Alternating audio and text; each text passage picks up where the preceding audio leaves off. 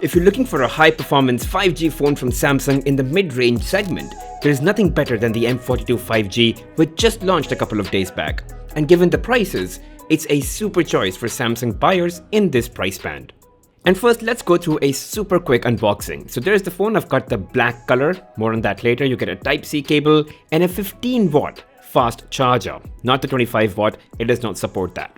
Alright, you've also got the ejection pin, some documentation, and that's it.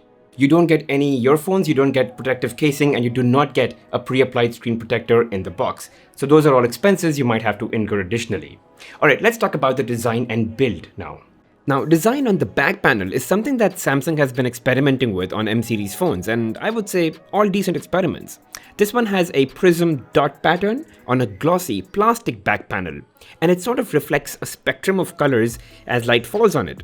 Of course, at different angles, so as you twist the phone, turn it around, you'll see those colors pop out. And since the body is made of plastic, it's pretty lightweight and less prone to scratches.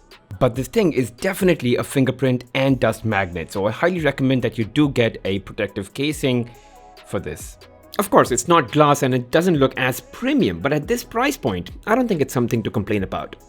You do get the 3.5mm headphone jack, you get a hybrid SIM tray, so you can either have 2 SIM cards at the same time, or 1 SIM card and 1 microSD card to expand storage.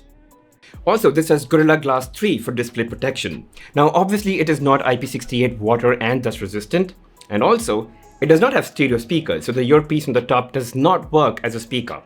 Only this one does. But again, these are not complaints really, because at this price segment it's hard to come by with such features. Alright, that's it on the design and build, and guys, before we move on, it would mean so much to me if you could hit the like button, subscribe to the channel, and hit that bell notification icon. It would really mean a lot to me. Alright, now let's talk about the display.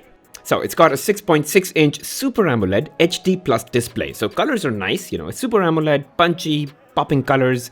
The brightness is good enough even in the brightest of sunny days, so you won't have troubles with readability. And guys, because it's an HD Plus display, you cannot watch content in 1080p or 1440p quality, even if YouTube gives you the option to playback in that quality. And as I said, colors look absolutely gorgeous. The only thing is, it would have been so good if Samsung could have made this a 90Hz panel instead of 60Hz. Also, talking about the bezels, they're pretty thin on the top and on the sides, but when it comes to the chin, I think that's pretty thick. And it has been the case with M series phones, and I think Samsung should take a look at it. Now, let's talk about performance, and I'm really glad that Samsung has put in one of the best processors you can get in this price band. Now, the Snapdragon 750G, it's not just great for multitasking only, but even better for gaming. So I played a few HD titles like Asphalt 9. The gameplay was absolutely smooth, no lag or delays. The touch response was pretty good, and the graphics, as you can see, they look really good. And even while playing multiplayer online game, I faced no lags. Sure, the games took a bit of time to load, but once the game is loaded, the gameplay is absolutely smooth. I totally enjoyed it.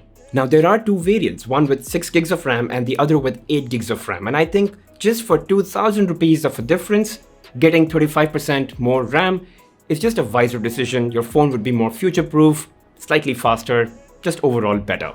Alright, let's move into software now. And you get Android 11 with One UI 3.1 and not One UI Core 3.1, which is great. And so you get the refreshed latest look of One UI 3.1. You get Google Feed on the left with the option to change to Samsung Free if that's what you want. You get Google Messages integration, you get Edge panels with the option to install more panels. You get Dolby Atmos, of course you need to have your earphones connected. You get Secure Folder. You also get Alt-Z, so you can pretty much switch to Secure Folder by just double tapping the power button. You get Link to Windows, so you can manage your phone using a Windows-based computer. You get Samsung Pay with the ability to pay using your credit cards that you can store securely. And you do get full knock security. Now, when you get the phone, you won't see all the options in the toggles up front, but you can tap on the plus icon and then drag items out depending on what you want to use. Also, I think it's important for you to know what you won't get in M42's version of One UI 3.1. So there is no inbuilt screen recorder.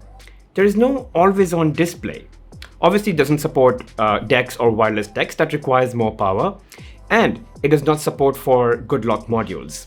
Now look, these are not deal breakers. You can always get a screen recorder on Play Store, you can always get alternatives for always on display, but it's just that you don't get that integrated like we do with, more premium phones from Samsung, like in the A series or the S series. And now coming to the camera. So you have a quad camera setup and the specifications are right here in front of you.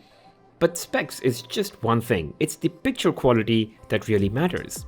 But specifications aside, here are some samples that I took using the primary lens. All of these photos are available for you to download and evaluate for yourself, so feel free to do that, link in the description. Now these are all primary lens, now this is ultra-wide lens. Ultra-wide lens has a weird thing happening. Sometimes the dynamic range is really good and sometimes, like in this picture, it's a little poor. And so it's really a hit or a miss. Again in this picture, it's a little off, overexposed, dynamic range, not so great. So yeah. And here's a side-by-side comparison between the primary lens photo on the left and ultra-wide photo on the right. The primary lens photo on the left, it's so clear, it's so sharp, while the ultra-wide lens, it does have more field of view, but it's a bit more washed out and not as clear, not as sharp as the primary lens.